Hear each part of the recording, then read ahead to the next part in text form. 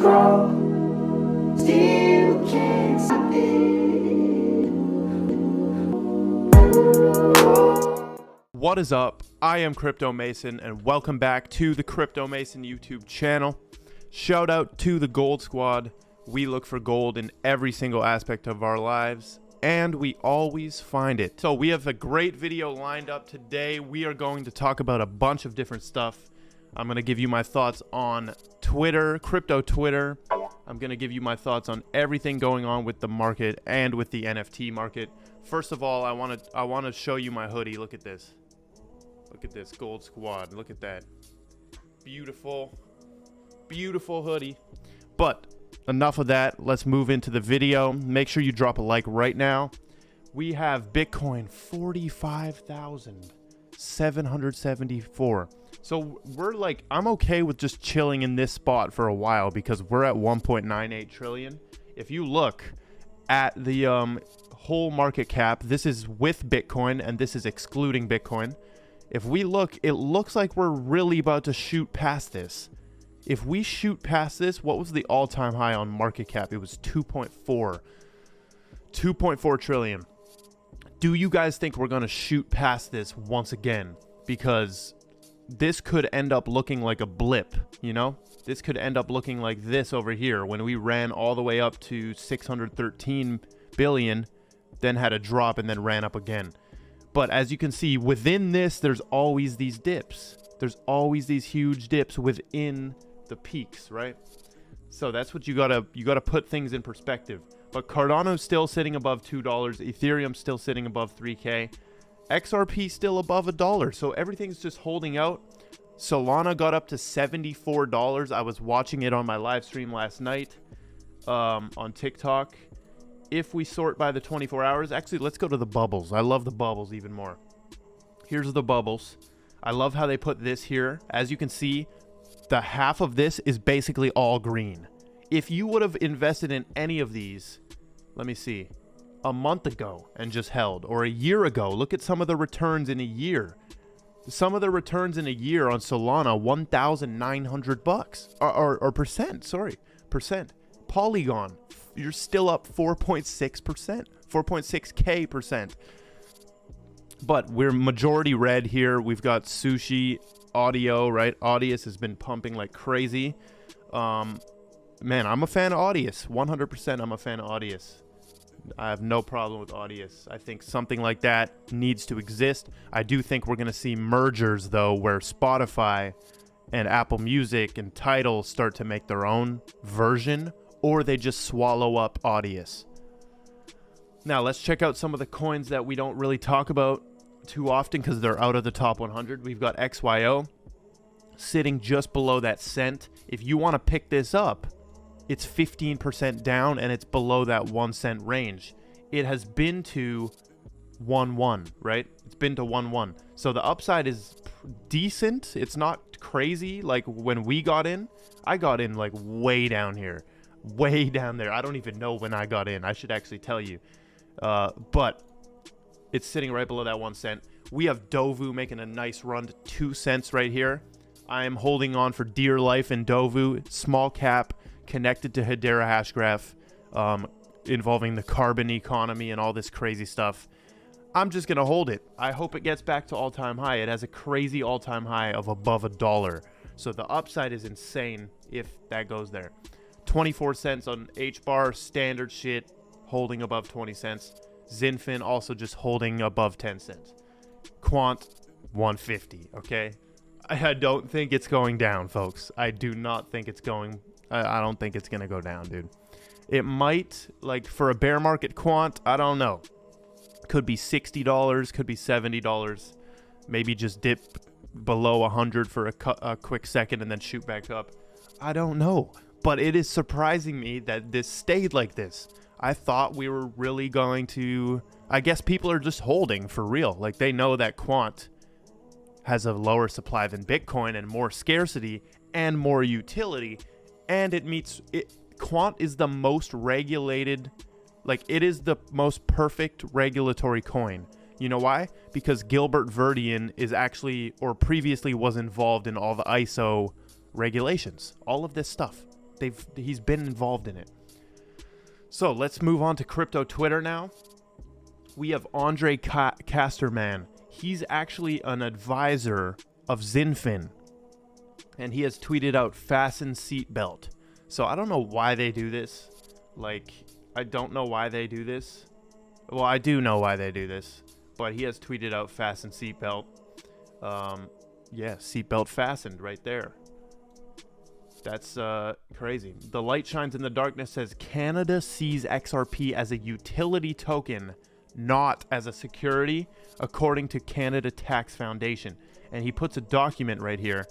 And if you can see it right here, let me move my camera. You can see platform access has Ether, Cardano, Lisk, Icon, and EOS. Okay, that makes sense. Application access has ERC20 tokens. And application settlement has Ripple, Siacoin, Mysterium, and Filecoin. So interesting choices right there. But they're just proving an example through these, right? But the argument would be that ERC20 tokens and Ether are securities, right? It looks like Canada says no. Looks like Canada says no. That's crazy right there. That's crazy. Let's move on. We've got a clip from Crypto Airy right here about XDC and the R3. This is from R3 Venture Dev Lead called David Vachev. So let's watch this clip. Only 30 seconds. Watch what he says at the end. The end is the most important. And of course, can construct these future payment rails that incorporate these digital assets.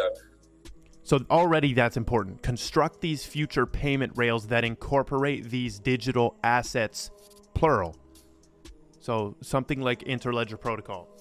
There are partner customers, things like DTCC, as a lot of people now know with the recent GameStop thing, how much actually the clearing and settlement of equities is important. We've had things like Wells Fargo and MasterCard and NASDAQ. So, as I mentioned, about 90% of the banking sector leverages Corda. So this is a huge use case. About 90% of the banking sector leverages Corda. And XDC is directly involved with Corda. Amazing right there. We've got another 17-second clip right here of Warren Paul Anderson, who led product at Ripple for 4.5 years. And he worked on the XRP ledger, Interledger, Paystring Protocol, Ripple X, Ripple ODL. He's now the VP of product at Discrete Labs, while he still roots for XRP. So listen what he says right here. So Ripple is always very ahead of the curve in a lot of ways, and kind of Ripple's always ahead of the curve in a lot of ways. Was contrarian in a lot of ways too. So, but definitely proud of the work we did there. Awesome team, and I'm still rooting for them. And as both a shareholder and a bag holder. So Ripple is always as both a shareholder and a bag holder. Wow, I wish I could be a shareholder in Ripple. Moving on, we got a tweet from Ripple reminding you, because if you click on these articles, this is not a new article. Oh, it is. This one is August 12, though. August 12. But usually they tweet out old articles and they remind you of something. But this is talking about NFTs and CBDCs. So they know what they're doing. Right in the middle of an NFT craze, they're tweeting out, hey, remember, we can also do NFTs, and we will. So I can't wait for that. Oh, my goodness.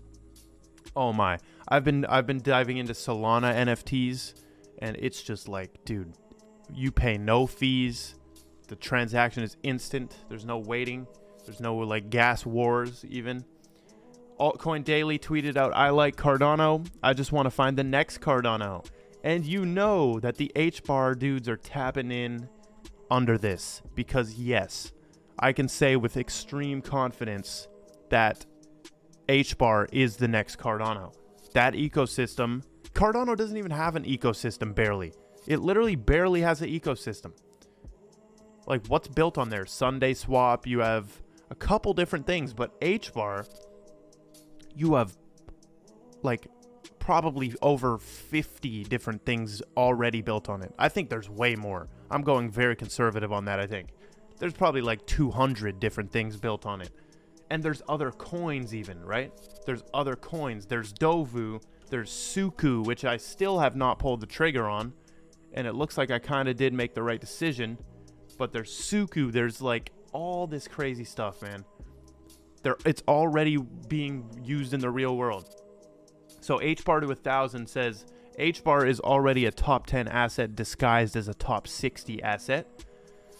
And he's replying to Top Stonks right here, who says Hbar is working its way into the top 10 most mentioned on 4chan in the last 24 hours. That is big. That is big. Because, you know, 4chan, that's where the real OGs hang out. And the whales and stuff. And the anonymous whales. Man, I remember that little craze on TikTok of following the whales. But Hbar's getting the mentions. Last thing is a tutorial that somebody posted in my Discord about how to do the gas, how to fight in gas wars. So you can look up this guy's name right here, and you can read this. We're not going to go through it. Basically, you probably already know this.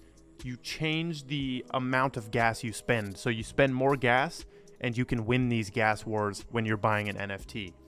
So, update on what I'm doing with NFTs. I am looking into Solana NFTs. I'm looking into CryptoMon, right? I'm looking into CryptoMon.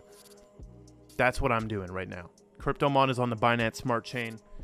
That's just a side one. I have many different ones going. Like, I'm on Ethereum, Solana, and Binance Smart Chain. But yeah, that is what I'm doing. I have picked up a few new NFTs. And yeah, make sure you join the Crypto Night Discord. We always talk about NFTs in there. Join up. You don't have to join premium, but if you want, it's very powerful and very valuable. Make sure you follow on Instagram, Twitter, TikTok, all of that stuff. And goodbye. Grow, still can't stop it.